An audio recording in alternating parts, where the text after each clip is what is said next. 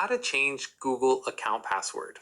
This tutorial shows you how to update your password for better security on your Google account. First, open the Settings app on your Android device. Next, scroll down and tap on Google to access your Google account settings.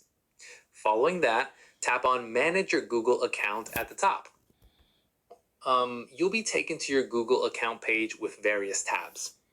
Moving forward, tap on the Security tab to access security settings. Afterwards, scroll down to the section called How You Sign Into Google. In addition to that, tap on Password to begin changing your password.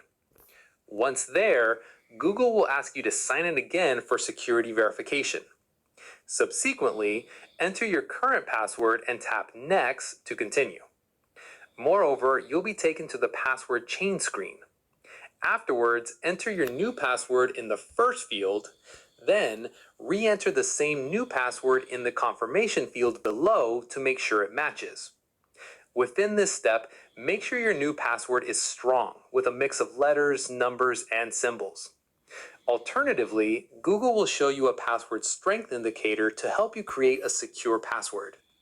Once you've entered and confirmed your new password, tap Change Password at the bottom.